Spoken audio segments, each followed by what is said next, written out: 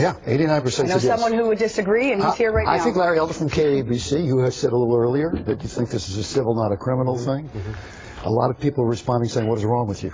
Right? Well, people have been saying that for a long time. For a lot of reasons. Let me preface this by saying Larry and I are old friends, so look out, okay? Right. All right. Can I also preface this by saying he just had back surgery, and he is on drugs? I am on drugs. Now you got the sympathy. But I was on drugs before the back surgery, so I've remained on drugs. No, Steve, I have no problem with the FBI investigating this. There's a big outcry, and I think for PR purposes, we have to look as if we're concerned about whether or not this 17-year-old was killed. For PR purposes, come on, a child, maybe not a child, but a teenager was killed. Well, why are we sure that the authorities in Florida are not investigating it? Why are we sure that they're not on top of it? There are black officials in Florida, black law enforcement officials in Florida who are very concerned about this. The idea that somebody like Al Sharpton or the Congressional Black Caucus needs to yell and scream for the law enforcement authorities to do their job, I find offensive. This case is being investigated. Charges have not yet been filed. It's a difficult case to make. You're going to have to prove beyond a reasonable doubt that this man shot this guy without being in fear of his life.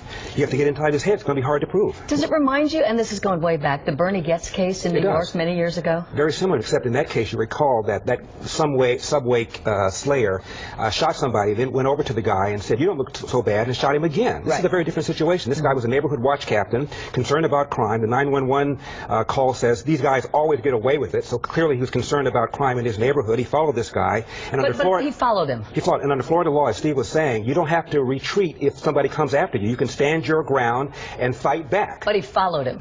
He did, and he violated the order of the dispatcher not to follow him. That's why this guy's in trouble civilly, but I don't think criminally. Let's make the case the other way, Larry. First of all, you often talk about the race card being played too often. Sometimes it's not a card, sometimes it's a racial situation. Even you would acknowledge that at times. Here in this situation, you have a guy, Zimmerman, 28 years old. He's a member of the Volunteer Watch. It's a neighborhood watch that's not official with the other neighborhood watches. He's obviously, it seems to me, to be a guy who loves to be on the prowl, looking for trouble. Or he's a guy who's trying to make sure that crime goes down in his neighborhood. Don't we want people to care about their neighborhoods? You take that side of it. There he is deliberately disobeying what the police said. They're very clear to him. They say, hey, back off. We'll take care of that. He has a gun. He shouldn't have a gun. You're not supposed to have a gun on the neighborhood watch. That's something else that you bring up about him. Of course you can have a gun. And in Florida, Florida has very lax gun laws. Concealed carry laws. But I understand under the neighborhood watch rules and traditions, you do not carry a gun. It goes against the tradition of neighborhood watch. It's not the purpose of neighborhood watch to find and shoot somebody. Well, all I know is that in Florida, you can apply for a permit to carry a concealed weapon. This guy has a concealed weapon.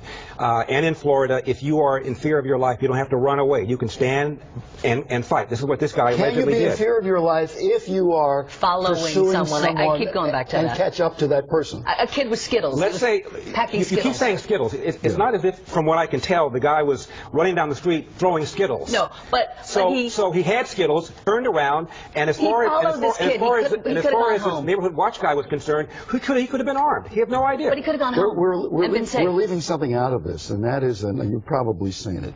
Apparently, Trayvon Martin was on the phone with a girlfriend. I don't know if it's a girlfriend, but a girlfriend. In the minutes leading up to it, where he is saying on the phone, this guy is following me around, putting my hood up. I'm scared. I think I lost him. I don't know what this guy is. I think I lost him, and then it happened. What do you make of that?